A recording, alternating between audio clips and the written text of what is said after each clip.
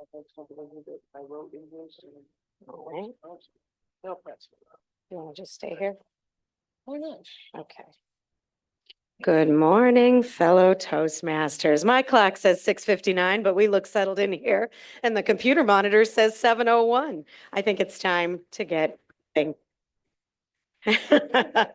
We have a full house for our open house here in the room with refreshments, our coffee, and the pastries from Tater Cakes in Lockport again. Thank you, Dave and Marty, for arranging all of that.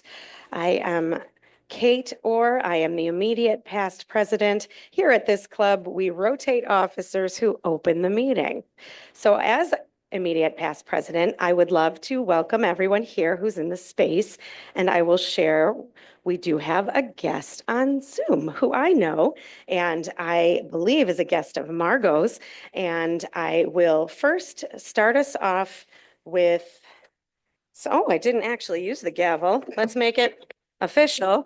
And now the meeting is to order. And I'll say who's in the space, and then we will launch into the inspiration and then the pledge. That's how we'll do this, okay?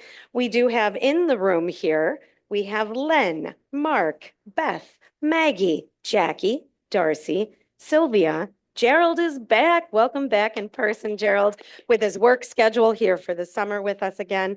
Steve, Jill, Dave Licata, Mary, myself, Kate, Carol, Nancy, and Eric. Did I miss anyone? No, I think I have everyone. Anybody in the room? Okay, beautiful. On Zoom, I see Dave Shannon. We have Tracy Farrell, David Jones, Margot, Mike Licata, and Margot, will you please invite your guest, Daniel? Sure. I'd like to introduce my guest this morning, Daniel Mink. We have a few things in common. He's president of our temple, but he also is going to be in my next murder mystery along with Kate and myself. So thank you for joining us this morning, Dan. Thank you, Dan. I said invite him. You already invited him. Now you introduced him. So thank you for that. I hope our grammarian is already paying attention. Or maybe I don't hope that. We'll see. Okay, I will invite our inspirator, invocator here. And can everyone mute who's on Zoom? I think, Dave, we're hearing your North Carolina music or something, news. There we go. And I think someone was helping. There we go. So I'll pass it over to Darcy, and she'll give our inspiration, and then we will say the pledge. Put yourself here. Thank you, Madam Toastmaster. Here's a nice quote by Theodore Roosevelt. In the battle of life, it is not the critic that counts, not the man who points out how the strong man stumbled, or where the doer of a deed could have done better. The credit belongs to the man who is actually in the arena, whose face is marred by dust and sweat and blood, who strives valiantly, who errs and comes short again and again, because there is no effort without error and shortcoming, who does actually strive to do the deeds, who knows the great enthusiasms, the great devotion, spends himself in a worthy cause, who at the best knows in the end the triumph of high achievement, and who at the worst, if he fails, at least he fails greatly, so that his place shall never be with those cold and timid souls who have tasted neither victory nor defeat. Madam Toastmaster. Please stand for the pledge.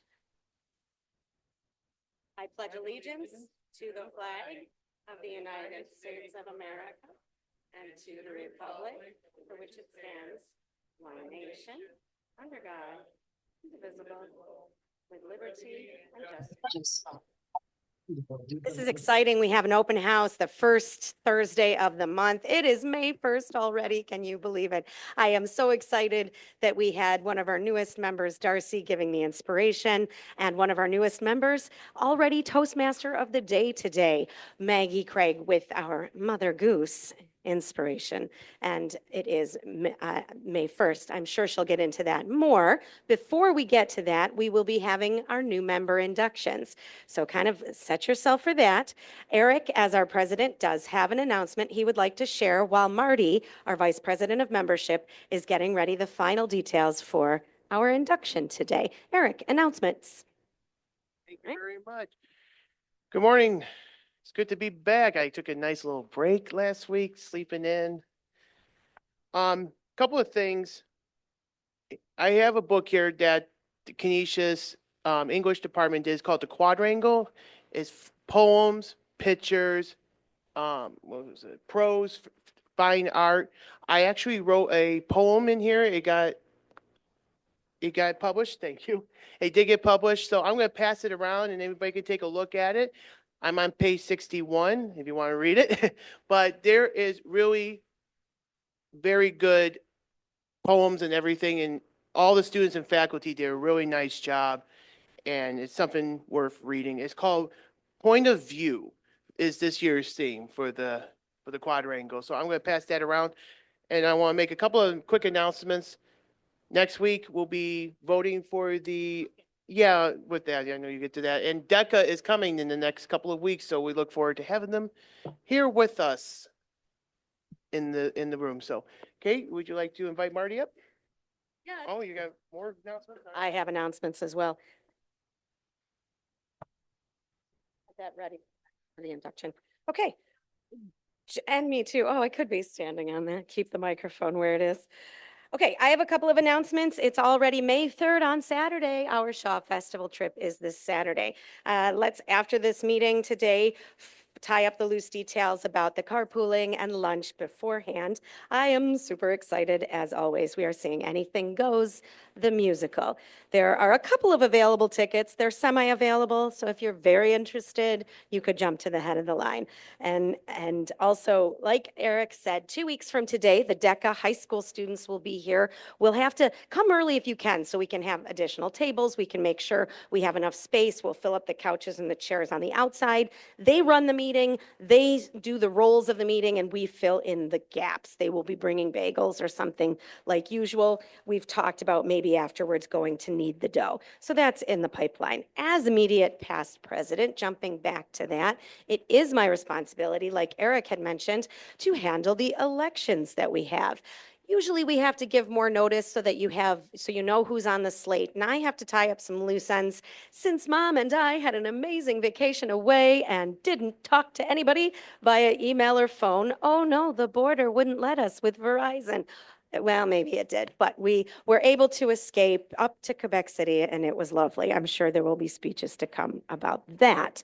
In any case, I'm tying up some loose ends with the officers. If I can tie it all up today, I will email you today the roster on the slate, and then you'll have the notice for the week until our elections next week. If I can't, then we'll bump it to the following week after DECA, because we do not want elections the same day as our DECA visitors. So we'll do it May 22nd. As long as we wrap it up in May, that is ideal.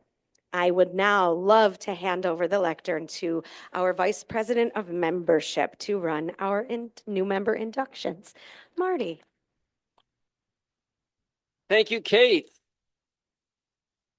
Fellow Toastmasters and any guests. I have the pleasure this morning of inducting a couple new members to our AM Lockport family of Toastmasters here. Fellow Toastmasters, it's now our duty and our privilege to induct 2 new members to the AM Lockport Toastmasters Club. This is an important occasion both for our club and for the members. These individuals have come to Toastmasters seeking to improve their communication and leadership skills, and now we have the opportunity to help them learn, grow, and achieve those goals. I will now call on Darcy, Colby, and Maggie Craig to please join me at the lectern. Please withhold your applause until the ceremony is completed. Darcy, welcome. Maggie, come on up.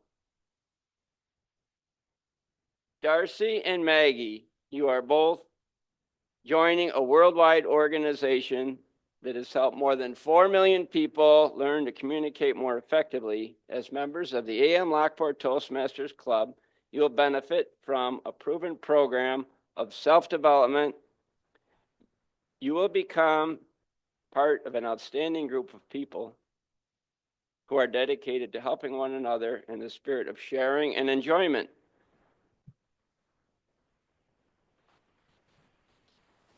Membership in this club and in Toastmasters International is a privilege that carries with it many rewards. Yet certain obligations are upon you. We are a group of people brought together to do things we could not accomplish alone. Our collective obligation is to grow and improve ourselves and to share the knowledge and experience with fellow members in a spirit of enjoyment. This means you must work diligently toward your own self-development, evaluate others' speeches in a spirit of support and sharing, assist the club in reaching its goals, and remain positive and keep a smile on your face. We ask you, our new members, to dedicate yourselves to personal growth, to share this gift with your fellow members, and help keep this Toastmasters Club strong and dynamic. Now, for the sake of time, the part of the Toastmasters pledge, I'm just going to, instead of you doing it individually, you can do it in unison, is probably for the sake of time. So where it says I, you can say I, Darcy Colby, and then, okay, so Darcy.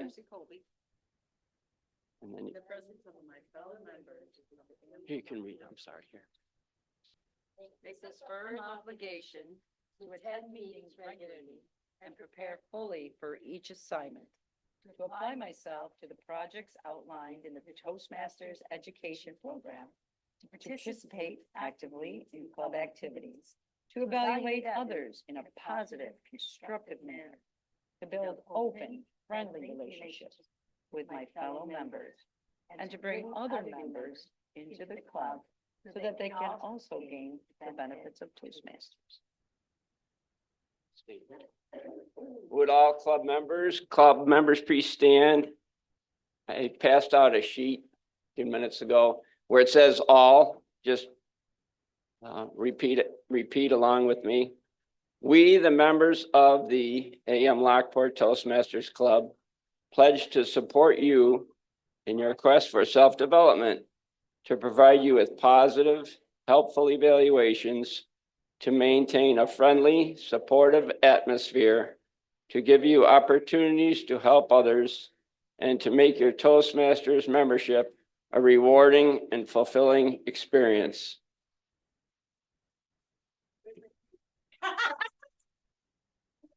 Where is it? What did you say? Okay, and you will receive the pins within the next week. End of story on that, but congratulations. Welcome. Darcy, welcome. Maggie, everyone may be seated. Thank you.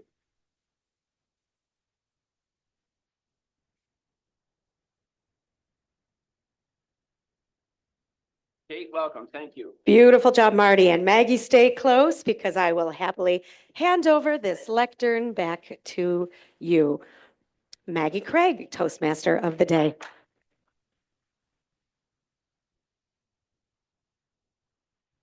Thank you, Kate. Thank you, Marty.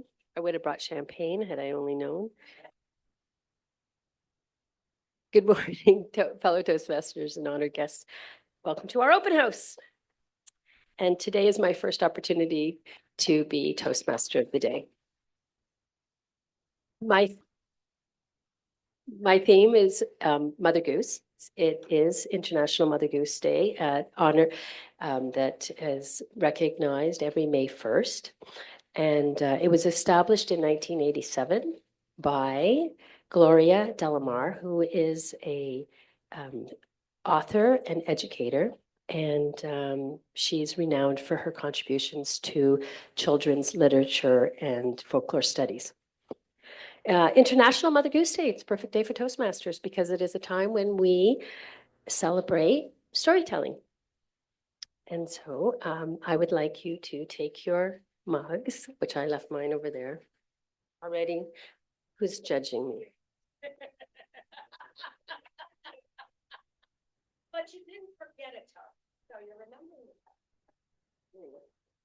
A toast to Mother Goose, to the keeper of rhymes, both silly and wise, whose tales have danced neath nursery skies. From castles and cows to mice on the run, she spun little verses for everyone. Here's to Humpty and to all of the Jacks and to all of the Marys, to lambs and piggies and little spiders and gardens full of fairies.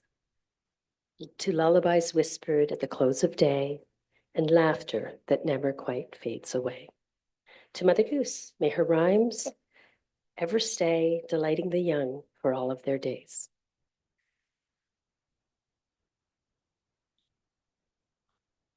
So I would like to introduce our role masters of the day. And so if I could invite Tracy Farrell. Hi, Tracy. Hello, I'm online. Tracy is our quote master. Over to you, Tracy. Thank you. So Mother Goose had quite a few quotes that were very apropos to here in Toastmasters. One, where we all strive for excellence, good, better, best. Never rest until good be better and better best.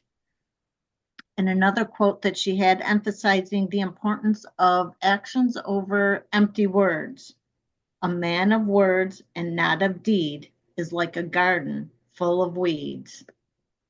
Madam Toastmaster. Thank you, Tracy. Yes, I think we'll all realize how wise Mother Goose was today. And I would like now to invite Jacqueline Kennedy, who I am sure will make us smile as the jester.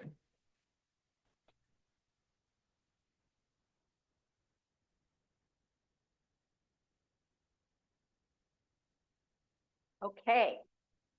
I didn't get the memo about the theme. So since we had inductions today, I went with Toastmasters as a theme.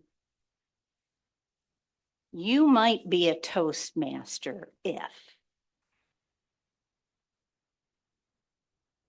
if you think the general evaluator is a high-ranking government official. You've been a Toastmaster too long if you start using vocal variety when you talk in your sleep. What's a Toastmaster's biggest fear? An evaluation that starts with, well,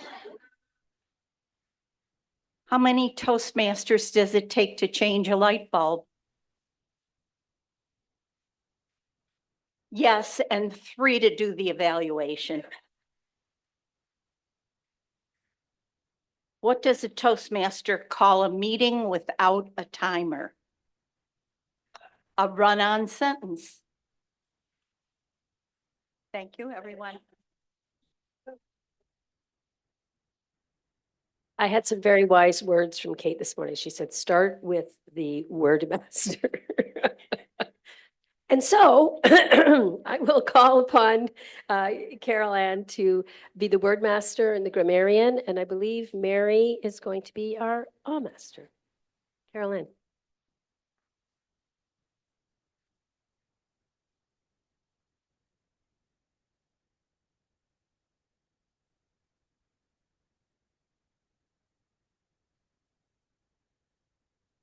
Good morning, fellow Toastmasters and guests. Today, the word I have, possibly if someone has some tape handy, is legend. And that is a story from the past that is believed by many people, but cannot be proved to be true. I'm sure we're all familiar with the legend of Sleepy Hollow. And I am also going to be watching or listening for grammar, good and bad, and any exceptional phrases. And I will tell you that being the WAG master sometimes is a little much. So Mary has chosen to assist me with the odds. Thank you.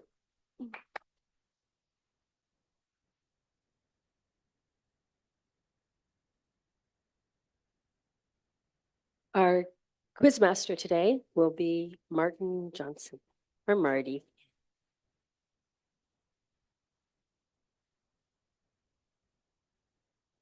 Thank you, Maggie. Madam Toastmaster, as Quizmaster, I'll be testing my own listening skills and your listening skills during the course of the whole meeting and coming up with a few bits of data to find out who is listening the best.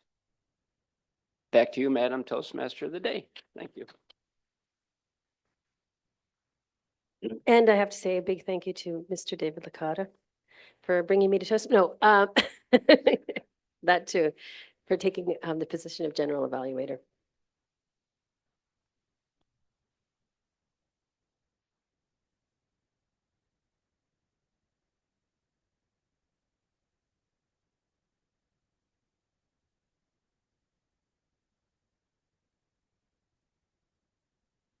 It is the job of the general evaluator to evaluate the Toastmaster of the day and the evaluators. That's it. Not the general tone of the meeting, not the weather, not anybody else's speech. Thank you very much.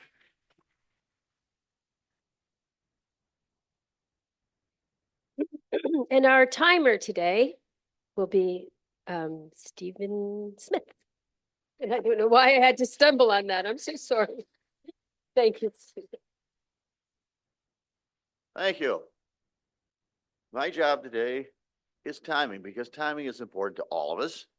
So I will be using these high-tech aids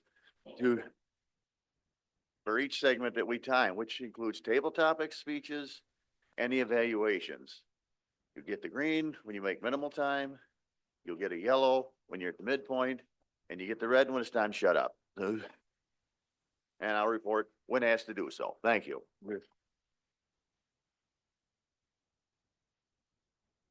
I'm gonna almost fell off that little stool I have. Fell off my high horse. Mother Goose reminds us that powerful messages often come wrapped in simple packages. And whether it's Jack and Jill's cautionary climb or Humpty Dumpty's great fall, a few short lines can carry a lifetime of wisdom. As we step into table topics, remember a quick, thoughtful answer can make a great impression, just like a nursery rhyme. If I could ask my table topics master, you're here. Nancy Ferry, there's she. Thank you very much. It's okay. Thank you, Madam Toastmaster. What a great job you're doing so far. I'm so impressed. I am the table topics master, which means I get to pick on 3 people to come up and share with us a story, a quip, something. I believe the time, what did we say? 1.5 to 2 minutes, right? And I haven't seen Gerald in a very long time. And I missed your antics, your stories. So when I was a kid, I saw these cute little goslings sitting in a nest, and I looked around, I didn't see a mama. So I thought that they were abandoned. So I did a very bad thing. I picked one up and started cuddling it, and I looked up and Mama Goose was coming right at my eyes. So I was very frightened. Have you ever been frightened by an animal? I didn't have to be a goose. You've done a lot of world traveling, so have you ever been frightened by even a mosquito? Please tell us about your adventure with a frightening experience with an animal. Please use the word of the day. Good morning, fellow Toastmasters. It's great to be back. Have I ever been frightened by an animal? Yes, I have a great story about that.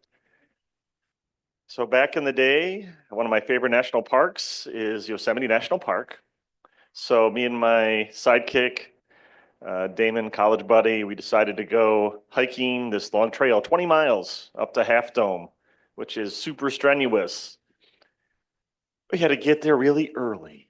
So we'll say it's about 5 in the morning, dawn. and we're going to the point where the trailhead is, and there's a bear right in the middle of the road. And my friend decides to hop out and let's take a picture of this bear. So I said, well, I'm afraid I'm not going to go out there and take a picture of the bear. But there were some other tourists also out there taking pictures of the bear. And he said, I just got to be faster than those guys. That's what he said. I said, okay, well, they're a little thinner than you, but okay, you might be okay. We'll see. So he takes some pictures. Meanwhile, he's out away from the car. I can see on the ridge some baby bears. I said, oh, my friend's going to die. Here we go. But in the end, it worked out well. Everything was fine. He got back in the car. The bear did not attack him. They just they're used to people, I think, a little more than maybe in the wild. So that is my story of being afraid for and using the word of the day, legend. It was, I guess, a legendary tale.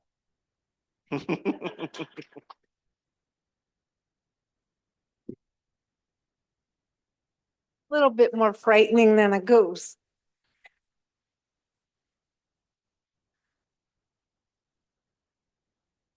Okay, our second person who's looking down, trying not to be seen, is Jill. And I know that you have an opinion on this. Not only did I get frightened by a goose, but my little dog, you've all met Maya, who's this big. Well, on the neighbor's lawn, there's a mother goose and she has the little scarf and my dog thinks that it's a terrible threat. What I want to know is lawn ornaments.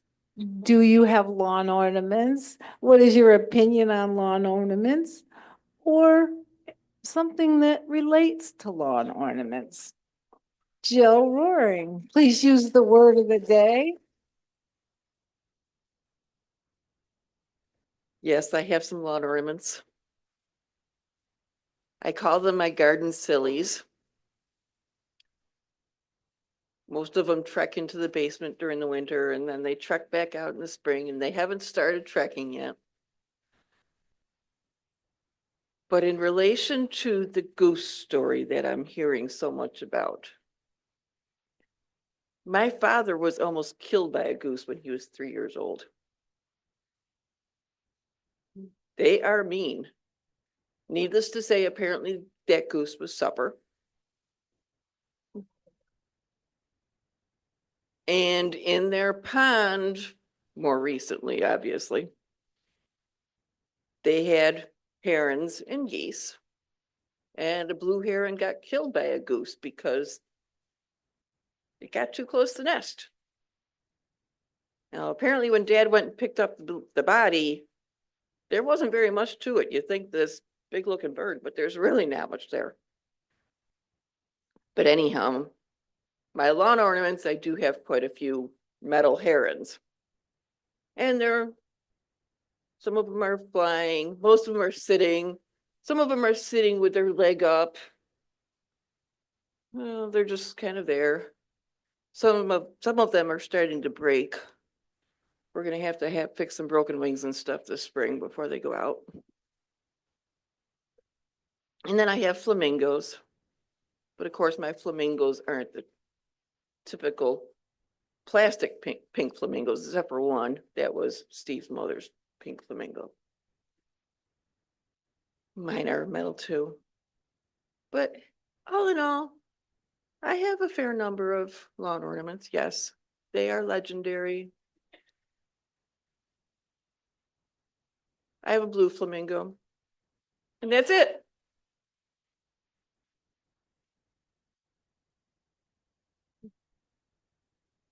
I knew you wouldn't let us down with a story about.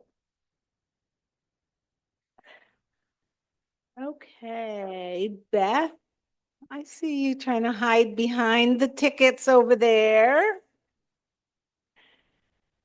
Beth, I know you're quite a reader, and I'm wondering, Did you read Mother Goose stories when you were a kid? Did you read them to a sibling, to your children, to your grandchildren? Or do you have a favorite Mother Goose rhyme? Tell us about your experience with Mother Goose and use the word legend.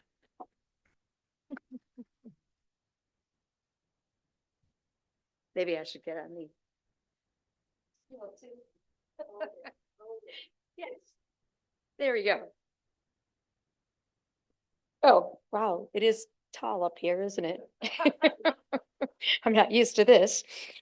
Oh, Mother Goose.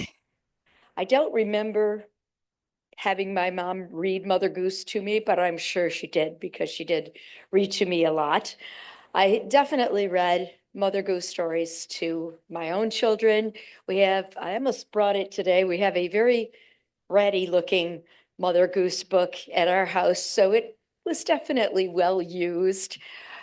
I read a lot to my children, but hence, particularly the girls, do love to read also. So that is wonderful. Possibly legend. Legend is that I read more than I took care of them some days. Possibly true. Definitely true that I read more than I wanted to clean my house some days, but that's okay. We do a lot of reading, and one thing that we did this past week, we visited a number of places that one of my new favorite authors talked about in Quebec City. We got to visit some of those places. Sadly, we didn't visit the cafe that we wanted to go to that was the best one in the book because it was temporarily closed. Oh, well. Thank you very much.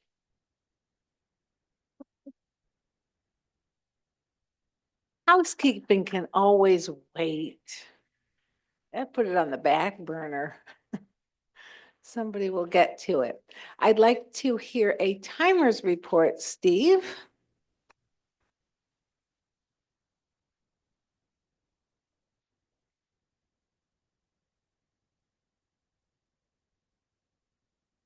Well, I'm happy to report that all three of our contestants fell within the timing parameters, so they all qualify from a timing standpoint. Thank you. Thank you. And Carol Ann, you know what your job is.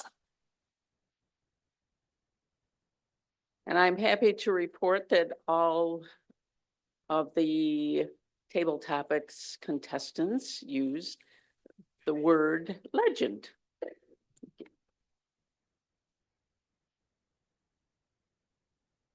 So please cast your ballots for one of our three contestants. And Mary, are you coming around with the ballot box? Wonderful. So that would.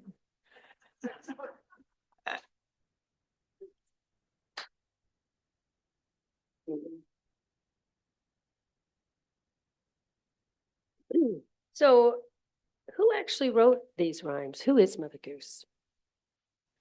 Mother Goose rhymes are anonymous. They originated as folk poems or songs and passed orally around the 16th and 17th century around Europe. The first we hear of it is in the early 16th century. There's a French book and excuse me, and that's published, and it's Mother Goose rhymes. Later on in 1780, the first English version was written by John Newbery, a London publisher, and he released Mother Goose's Melody, and which helped solidify the association between English rhymes and Mother Goose. So the authors are largely unknown. They have altered over time. I'll give you a quick example. I sang, "Ring around the rosy, pocket full of posy, husha, husha, we all fall down." Well, the words are a tissue, we all fall down. And a lot of people said ashes, ashes, we all fall down. So depending on where you came from and who was teaching it, that's, your variation, and they're all somebody like, a few hundred years ago wrote it. You want to go back and ask them, you can find out for sure.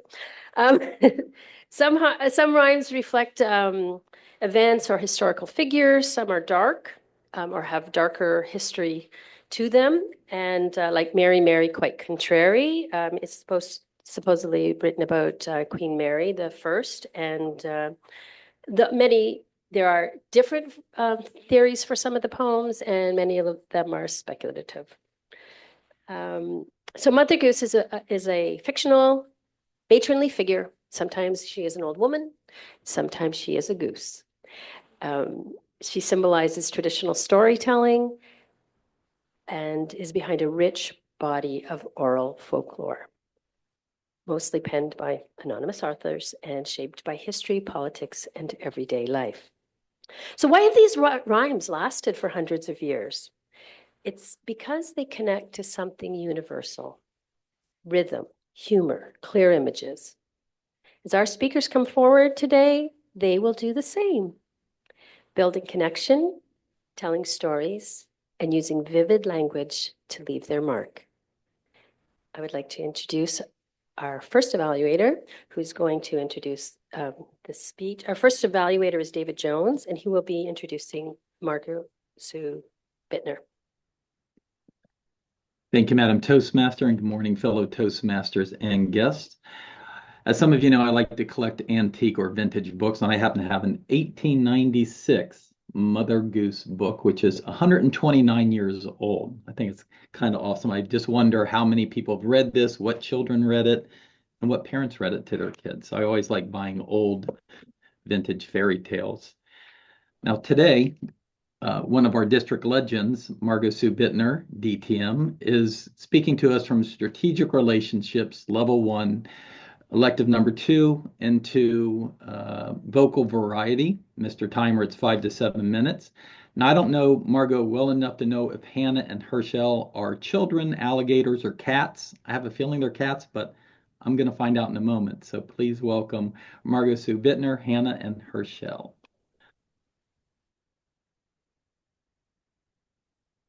And you're muted. Thank you, Mr. General Evaluator. You want me to tell you about my friend Hannah and her husband Herschela? No, let me tell you the story, and this is not a legend. Many years ago, my friend Hannah and her husband Herschela lived in a little house with their 6 wonderful children. One day, my friend Hannah calls her husband and she says, Herschela, I have an idea. Herschela comes in and says, Hannah, what's the idea?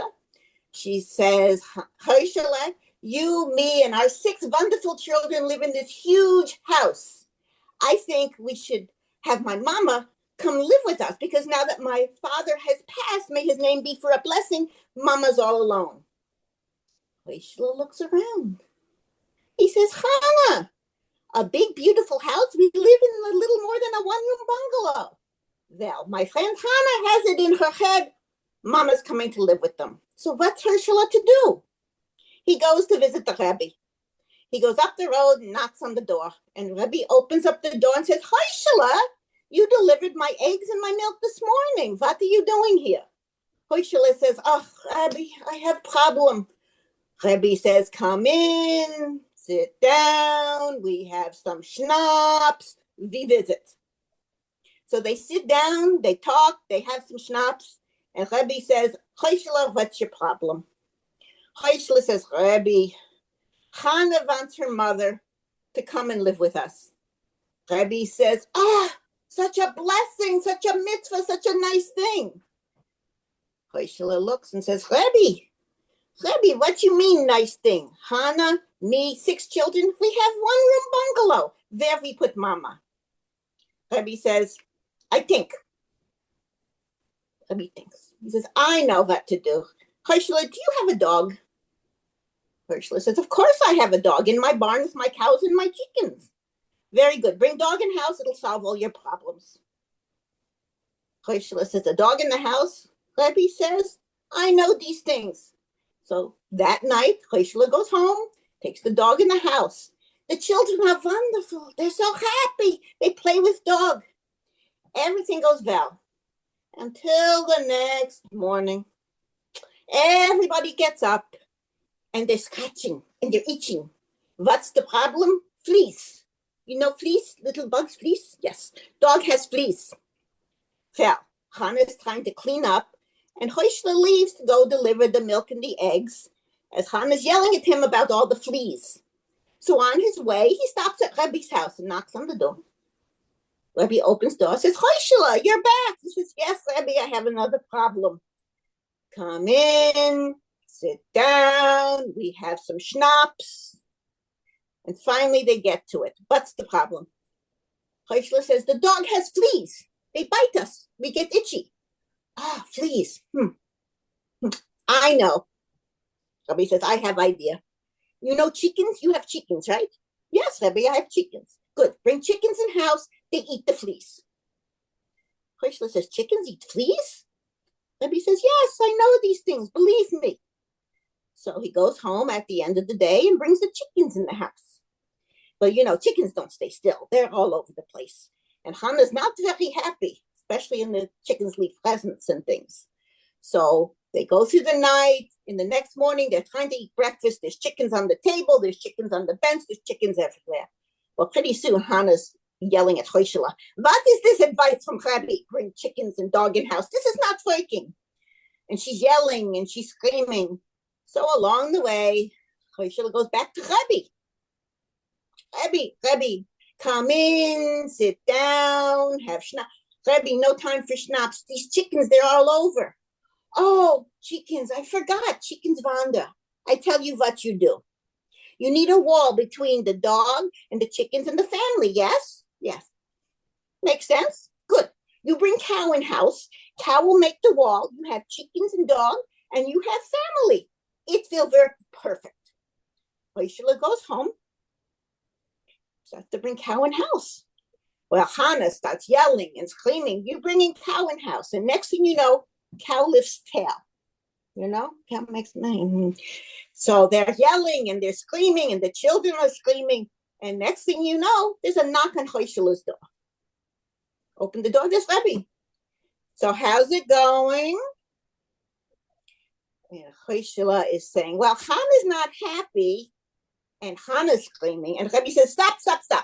I have question for you, Heuschler. Heuschler, what for you have cow in house? You told me to bring cow in house. No. You don't understand. You take cow back to barn and it will be fine.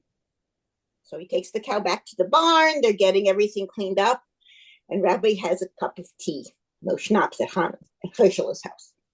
Then he looks around. He says, Heuschler, you put cow in barn? Yes, Rabbi. Good. Why you have chickens in house? Rabbi, you told me put chickens in house. No. Chickens go in barn. So he chases the chickens back to the barn. And Rabbi drinks his tea and he's looking around.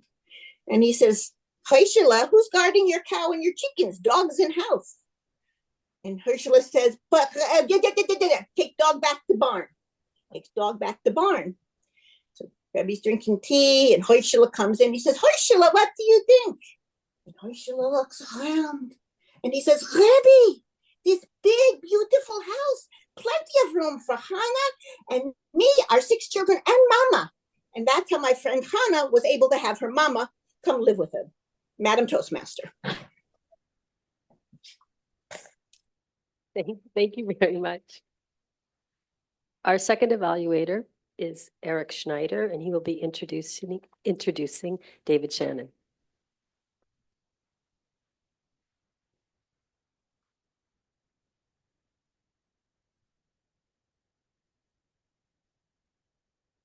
Good morning. Thank you, Madam Toastmaster. Fellow Toastmasters, it gives me great pleasure to evaluate David Shannon. Now, I don't know what path David is on because I looked online. He didn't have a path, so I will do my best with that. But Dave, do you know how long your speech is? You're on mute. I will fall within the guidelines of a speech from 5 to 7 minutes. There you go, Mr. Timer. All right. Fellow Toastmasters and guests, please help me welcome David Shannon with the title Leadership. Leadership, David Shannon. Thank you, everybody so much. It's wonderful being here. Now let me get into my topic. Leadership, the act of leading a group of people or an organization. Ponder this. You want to learn the true character of a leader? Give them great power. Today, I'm going to give you my feelings on leadership. In my 7 decades, I've seen the good, the bad, and the ugly. My parents were teachers, and I hope I live up to their standard as my first group leaders. Yes, parents are very important group leaders and role models. My first leadership I witnessed was as a 7-year-old at a sleepaway camp. Sid Chernick was my counselor. After having night patrol duty, at 1 a.m., he went into town and proceeded to buy a hamburger, French fries, and a milkshake for every one of the kids in our bunk. We were ecstatic. Call it leadership or bribery. When all the other counselors eventually had problems with their bunks, Sid owned us. We would run through walls for that man. Leader? Yep. Now, an example of bad leadership. My high school gym teacher. We were running a mile around the track. I haven't changed. I'm not built for speed or distance. Not me. When all the others were long finished, I was puffing and puffing around the track till I finally collapsed at the end. Hold on. Okay, what did my nasty gym teacher do? I wasn't embarrassed enough.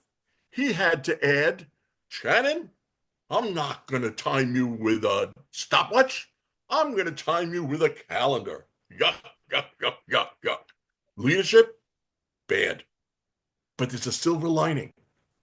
When I decided to be a teacher, I remembered that day and I swore I would never, ever embarrass a student. Well, Dr. Joe said was my shop teacher that never got mad, even when warranted. He would calmly come over to you and explain what you did wrong. Mr. Cool Cucumber. Leader? Great. P.S. I followed his career path. Let's leave teaching and see if we can agree on tremendous leaders that are legendary in history. Abraham Lincoln brought a deeply divided nation together after a horrible conflict. JFK faced the Cuban Missile Crisis and avoided calamity. Martin Luther King also faced the divided country and spoke for freedom for all. What did they have in common? Great orators and thought of the greater good above themselves. Unfortunately, they all didn't reach senior citizen status for their efforts. Great American leaders, legendary. I will leave you with examples from my teaching career. A principal of a building is the automatic leader for the building. The students, the parents, the school administration, the PTA, the custodians, the bus drivers, the community, and the lunchroom monitors. Oh, the best person I ever had in the stressful position was Oscar. He made everyone feel important. He wanted all his staff to feel they had part ownership of the building. No job was beneath him. When a lunch aide was out, he picked up a rag and wiped down tables. You think we didn't notice that? When he asked for volunteers, hands would go immediately up in the air. We would run through walls for him. Sound familiar? Leadership skills, best I ever saw personally. Now, on the other hand, the ugly. Mike, the principal, would step over paper on the floor and tell a teacher to pick it up. Leadership skills? None. No volunteers for him. I think you can see what I feel constitutes great leadership. Someone who looks past their own needs, helps others, and is a great role model. Toastmasters helps you with oratory skills. From what I have seen, the people in this group do care about each other and root for each other. That is why in the short time I was there, I felt like a family member in AM Toastmasters. Thank you, everybody, for your time. Mr. Toastmaster.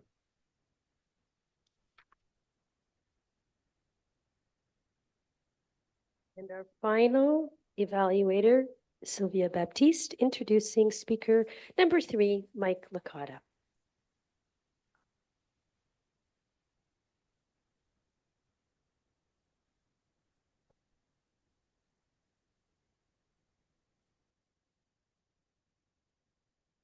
Mike's path this morning is engaging humor level 2.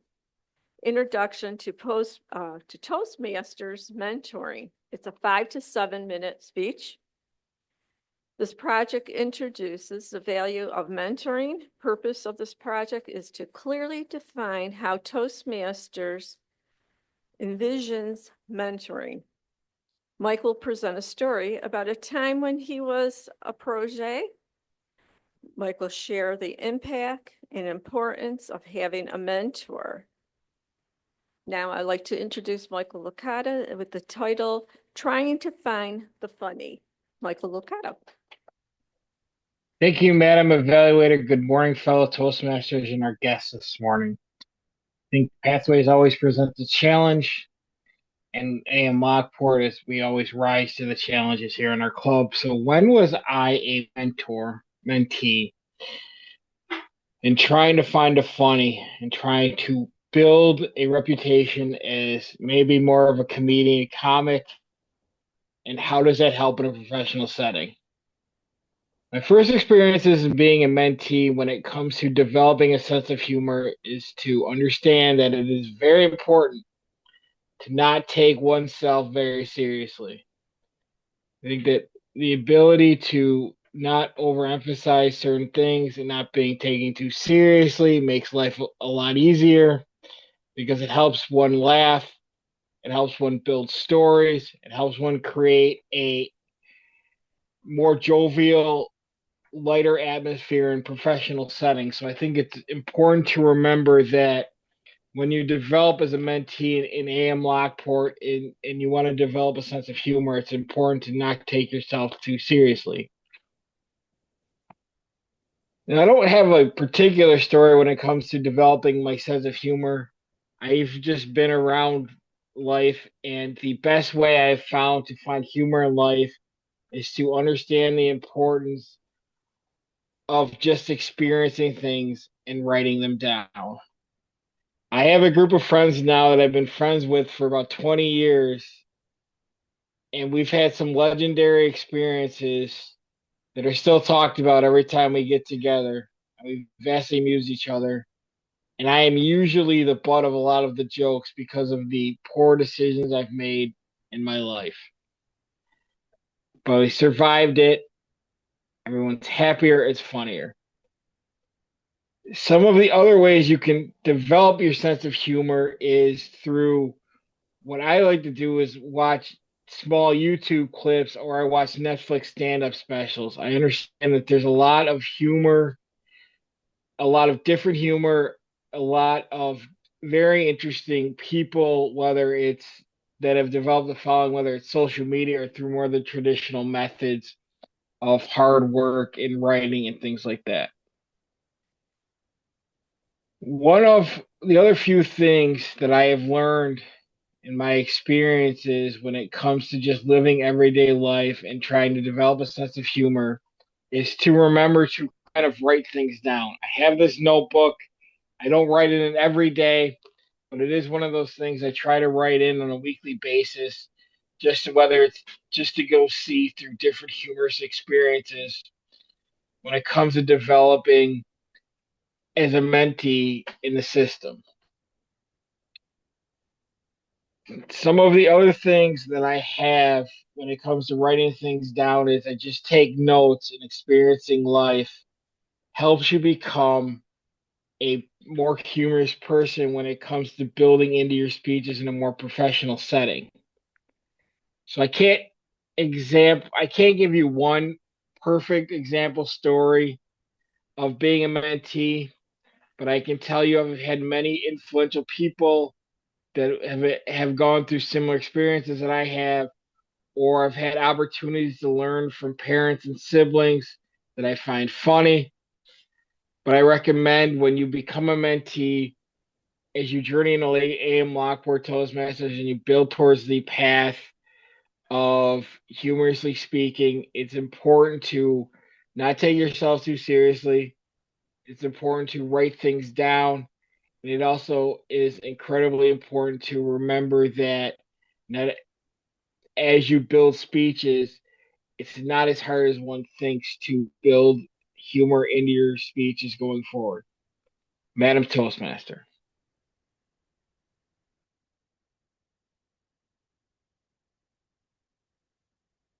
Thank you. Great speeches today. Can I call on Stephen and Margot for their reports? Oh, sorry, Carol Ann. Sorry. Oh, just the timing, Stephen? He's just finishing up.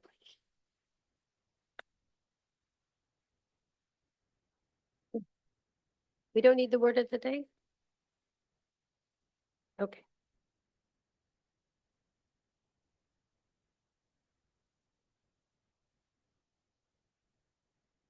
Margot and Dave Shannon made time. Mike Licata, unfortunately, even with the buffer, came up short. And I won't embarrass him by saying how short, but he did make it. So we have two candidates.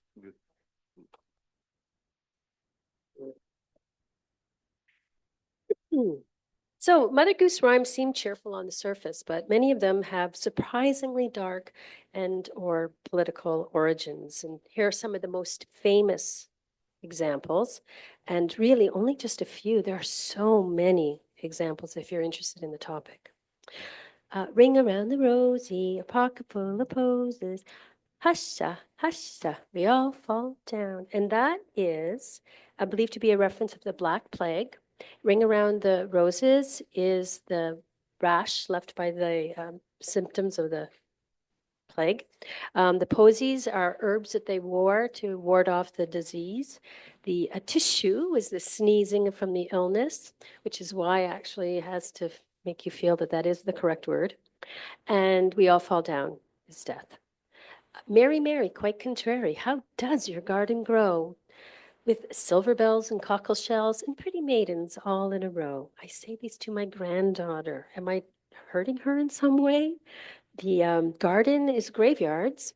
Silver bells and cockle shells were forms of torture, instruments of torture. And the pretty maids were the ladies in waiting, waiting at the guillotine to have their heads taken off.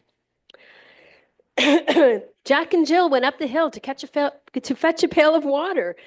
Jack fell down and broke his crown, and Jill came tumbling after. This is probably King Louis XVI is Jack, and Marie Antoinette would be Jill. The crown falling is when he was beheaded, and a few days later, she was executed. So that would be Jill came tumbling after. And this is pertinent, and I won't say too much, but I'll say it's pertinent. Humpty Dumpty sat on a wall. Humpty Dumpty had a great fall. All the king's horses and all the king's men couldn't put Humpty together again. So that's not about an egg. And some think it may be that a cannon that was, landed on London during the English Civil War and that the damage couldn't be repaired. But others say it's a metaphor for powerful figures or regimes that can't be restored once broken. Baba Black Sheep, have you any wool? Yes, sir, 3 bags full. One for my master, and one for my dame, and one for the little boy who lives down the lane. And of course, this is about taxation. It's linked to the wool tax, the 13th century England, and it critiques how the poor were burdened with taxation while the landowners and royalty were rewarded. Oligarch, anyone? Peter, pumpkin eater, had a wife and couldn't keep her. He put her in a pumpkin shell, and there he kept her very well.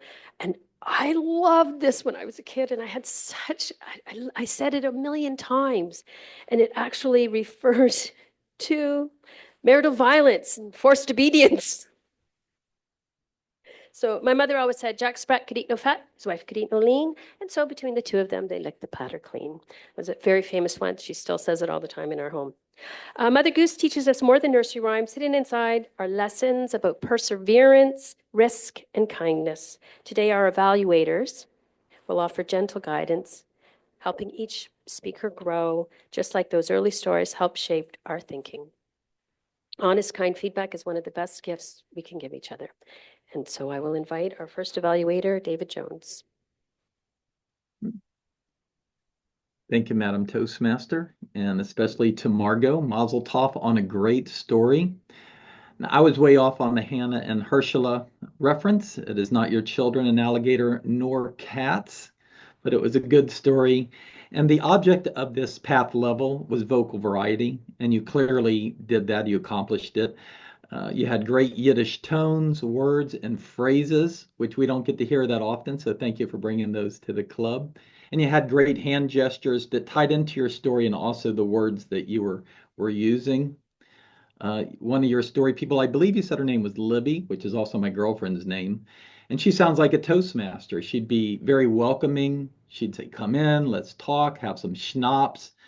I haven't heard of schnapps in a long time. That was high school times, and this was either a tall tale or a fairy tale. I Googled it, I couldn't find anything, but if it is a fairy tale, then it ties into today's themes. That was even more well done that you were able to have a speech that went to the theme. Now, the only room for improvement I found was eye contact. Now, you had great eye contact with the imaginary audience in your room there, but I never saw you looking at the camera, and you had opportunities to be Libby and to talk to us like Libby. But I think you just need to focus more on the camera when you're in a room, because this is your avenue to all of us here in that room and on Zoom. Now, whenever we give a speech, we either want to do a call to action or what is the reason for your story? And I think the moral of your story, at least my takeaway, was if you ever have dogs, fleas, chickens, and cows in your home, leave them there. Otherwise, you might end up with a mother-in-law or extended family. But thank you for your story, Margot. It was wonderful entertainment for this morning. Back to you, Madam Toastmaster. And our second evaluator, Eric Schneider.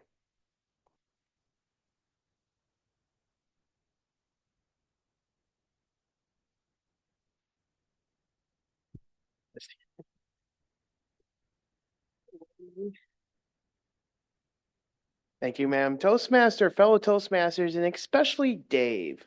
Dave, it's good to see you. We miss you here, but I bet it's probably warm down where you are right now. This morning you gave a very well detail-oriented speech, which I did enjoy, and I bet everybody else in the room did too. We had a lot of laughter, and also you are a wonderful storyteller. You give such an inspiring story, and you open the door like we're going back in time, how you were talking about gym class. I remember gym class. We used to do like the time trials of running around the school. I used to do that. I think I made a 5-minute mark, but I wasn't that good of a runner. But legend has it, I'm still good with that. But you opened the door of how you did with running and also how you became a teacher. That has always been your passion. I enjoy how your vocal variety is, as always, one of the best ever. as well as some good eye contact. And that's where I want to transition into as well. I see you relied on your notes a little bit because I kept seeing you looking down at your notes a little bit. Try not to use as much notes as possible. Maybe look down every once in a blue moon, just so in case you lose your place. But you are a gifted person, and we enjoy having you in this club.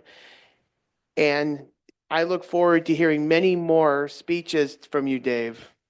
We miss you, and we look forward to many more. And that's all I have, Madam Toastmaster.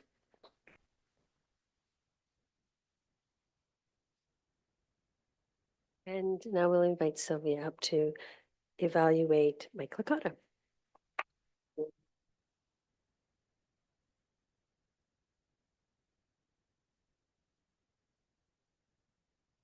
Hey, Michael, I have done evaluations for you, I think for the last couple speeches, so I would like someone else to do his next speech evaluation. You would learn more just for hearing from one person. Everybody has a different aspect.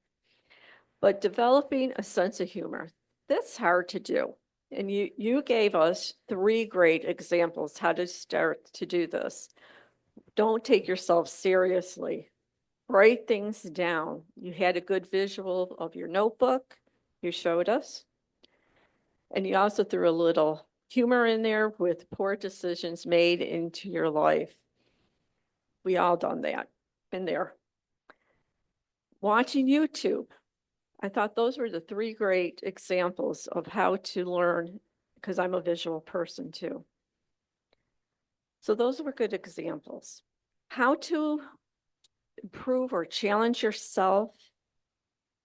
Well, you had a couple run-on sentences, and I'm not a good grammarian, and I picked up on that really fast. So maybe practice your speech, reread it, or what you're thinking. You didn't use notes, but which was great. And I love that. Maybe that's what kind of tied you up a little bit. You had a lot of time left over, and you could have added a little more to your speech, a little more meat to it. Could have gave us an example of if you were a mentor in Toastmasters. I know you have been a mentor outside of Toastmasters with your umping with baseball history. I know somebody had to learn from you. So you could have gave us, like I said, a little more example. You had great eye contact. And at the end, you also restated the 3 things that you felt that gave humor to a speech or a presentation. So like I said earlier, I'd like to see someone else evaluate you next time, because I know they will have more input than I would. And maybe they could even text you or put a little chat in the message box of how you could improve. Thank you.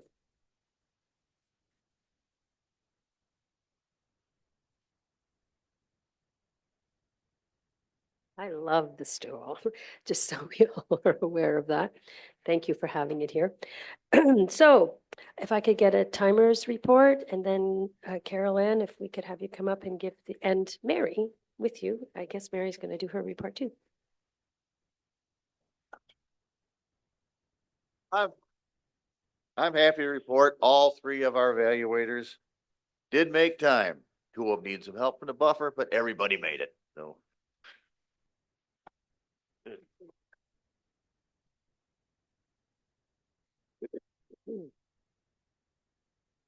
So Carol Ann,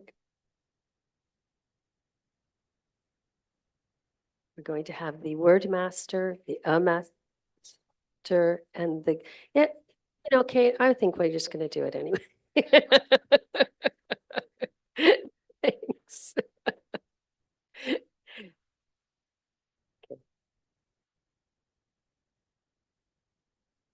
Thank you.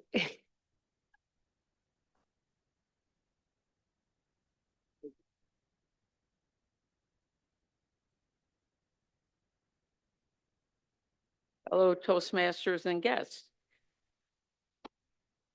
Our word did pretty well of course, all of our table topics people used it. And Dave Shannon used it, Mike Licata, and I believe Eric, and anybody else maybe I didn't pick up on, but we did have some so's, not many, some ands, which I know I'm often guilty of. And the one thing, the one thing with Nancy Ferry, when she was talking about the table topics contestants, the word pick on was used. And I think we've stressed that we're not picking on people when we choose them. And I heard the word because instead of because. And I usually pick up on that because my 10th grade English teacher had stressed that to me.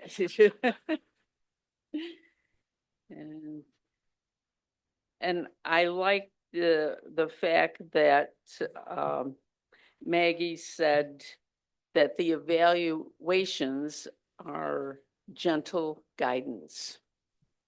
Thank you.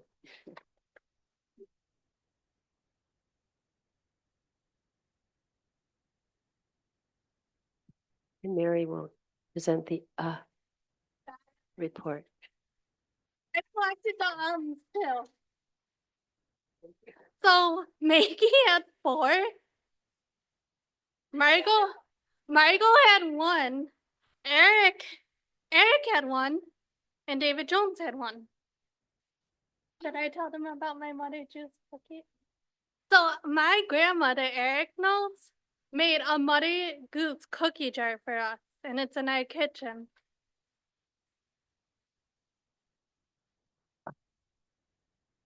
I just want to say that 4 is a personal triumph for me. I think that the number's going down, so this is good. There is an American legend that connects the name Mother Goose to a real woman from the East Coast, and her name was Elizabeth Foster Goose. Her actual real name was Vergoose, but she is known by Elizabeth Foster Goose.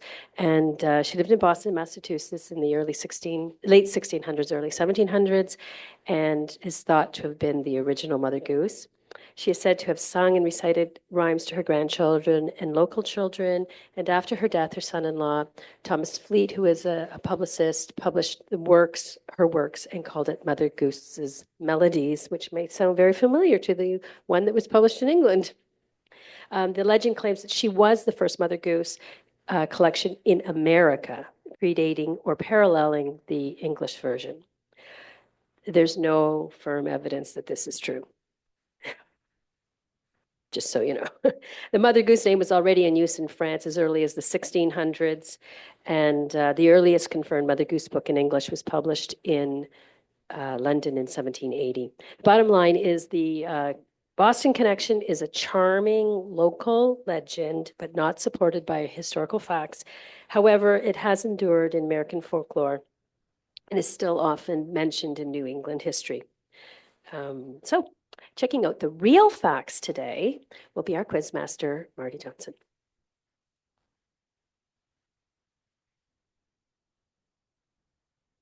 Thank you, Maggie.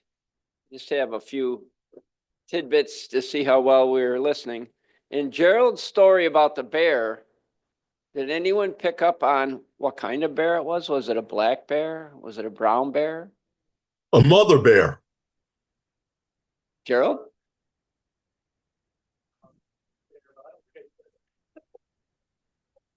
Very good.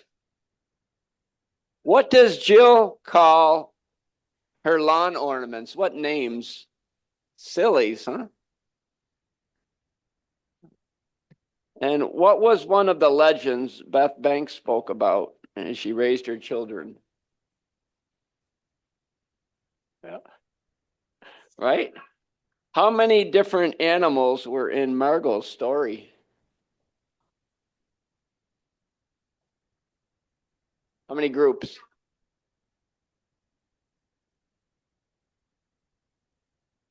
Four? Dog, I picked up three. If someone said four, Yeah. you got it then. All right, great. dog, chicken, and cow. Right. And David Shannon's speech, instead of a stopwatch, what did his gym teacher calendar, right? Oh, what was one of Mike Licata's three main points in his speech? Right. And I found this very interesting to me, and Maggie's description and explanation of her speech in the nursery rhymes and Mother Goose. And the Mother Goose rhyme, it was interesting that depending on, is it the geographical location, the words were different. Could someone give an explanation or a description, or what words were different? Like in the Ring Around the Posy. That was interesting. I never heard that. Right? Right. Very good. That wraps up my legendary Quizmaster role for the day. Thank you, Madam Toastmaster. All right. Just want to make sure I haven't missed anything because pretty soon I'm going to walk away. I'm going to before I walk away, I'm going to introduce our general evaluator for the day, David Licata.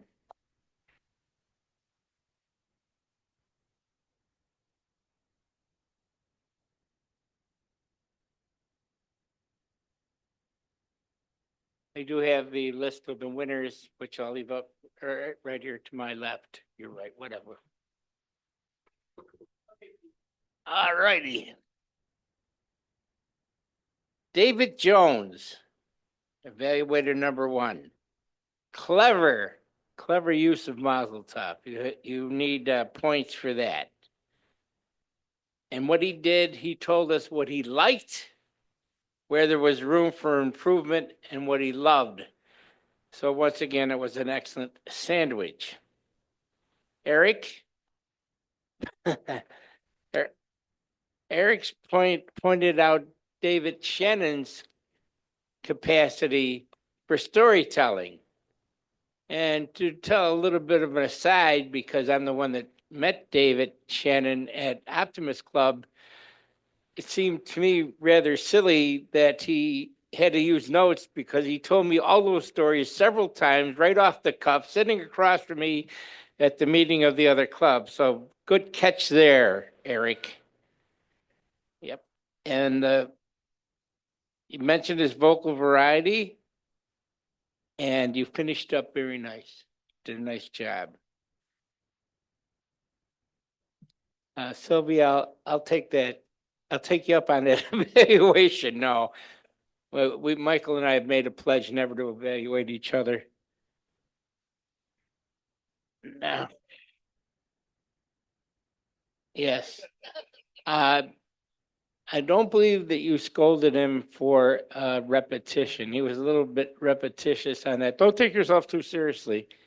He said that a bit too much. But I want to thank you for catching him on those run-on sentences. And like I said, I evaluate him.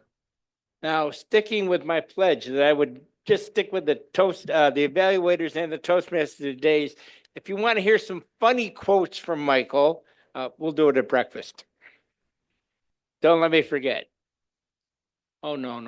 I'm sticking with my pledge. Now, the evaluator of the day on her first maiden voyage, the SS Maggie.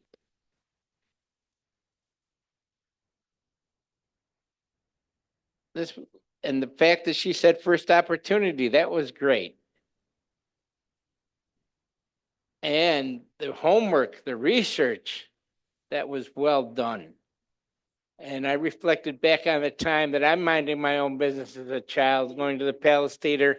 And I think it was a Disney short, but it was the truth about Mother Goose. And it was so refreshing to have that all brought back to me today, because one way that I would describe maybe Mother Goose is these were the editorial cartoons of the day, where they're poking fun at the situation.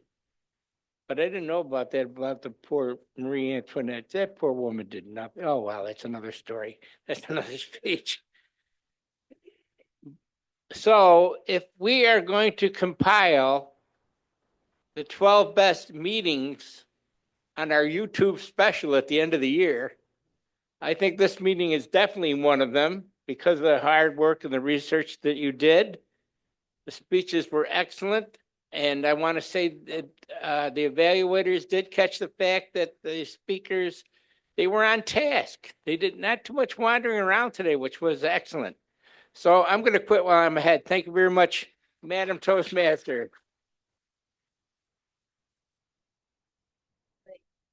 I'm just going to have one final word. I'll announce the winners. Okay, so final word. In a fast-paced world of old magic, of Mother Goose reminds us simple truths endure, whether we're climbing metaphorical hills, mending fences after great falls, or running faster than the dish and spoon.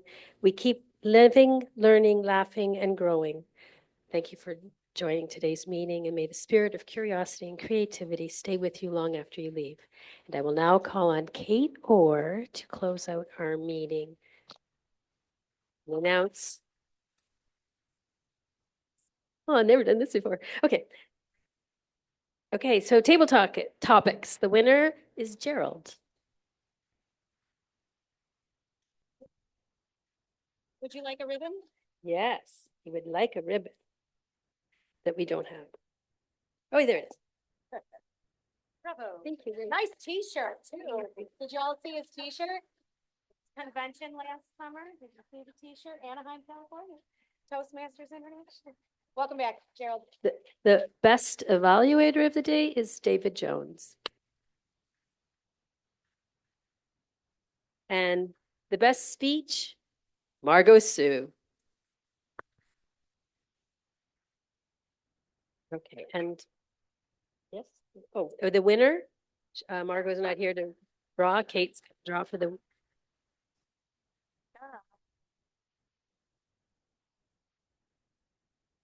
The last numbers can be possibly be right because it's 913 and I have 912. 913. Jackie, It's Beth because she came in right after me. Is it? Or 913. Jackie. Win. Yay. Bravo, Jackie. Okay. And now I will turn the lectern over to Kate Orr. Thank you. Thank you very much, everybody. Thank you, Maggie. You're way with words. I can see why you entered the career that you did as a writer. That was so well thought out, and I agree with David 1,000%. This is one of the top meetings for sure, especially as far as language is concerned and interaction, engagement. I do see an announcement from the floor from Marty. Marty, you don't need the stool. I'll get this out of the way. Thank you, marvelous Kate. May I please have Darcy Colby and Maggie Craig back up?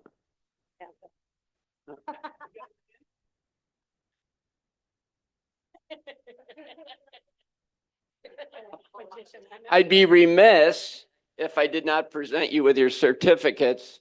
And I admit, I made a mistake. I assumed that the box of pins that I inherited from another club were in that cabinet. Guess what? Don't assume. However, I do have a couple very nice certificates. And this is also very interesting. When I was printing them out, before I print something out or before I write something or hand it in, I always look at the spelling on my own spell checker. And did you know that depend on the geographical location that these are printed out in, there are two words or two spellings for organization? Did everyone know that?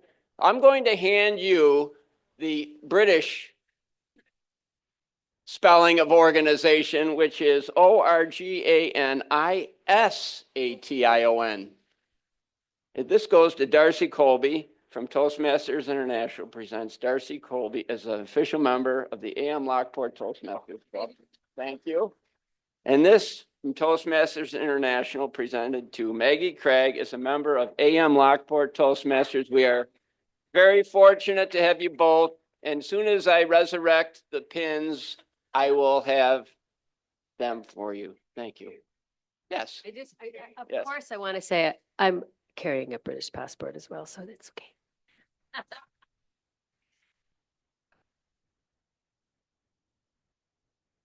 Thank you, Eric. Thank you both of you. Thank you, Kate.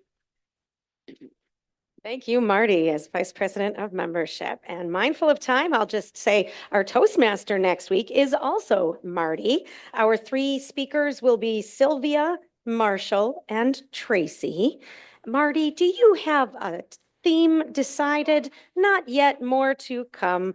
Thank you so much about that. I will share the slate by email of officers. We do have 5 in agreement, and after the meeting, we'll talk about carpooling, breakfast, all the details. Any questions? I'd love to introduce our guests if they are still with us. I see Yang joined us again. Yang, would you like to share what you thought about the meeting today? It's up to you, no pressure. Welcome back, Yang. Good to see you. I hope we see you again. Yes, I come back. My schedule changed, so I can come back now. Yeah. Wonderful. We are glad your schedule changed, and we will see you back soon. It looks like Daniel had to leave us already, and I hope to see him again as well. Stick around for post Toasties, and I think we'll be closing off the camera though, so we can wrap up the Zoom. If Yang, you have any questions, you know to reach us anytime. Thank you, everyone, and see you next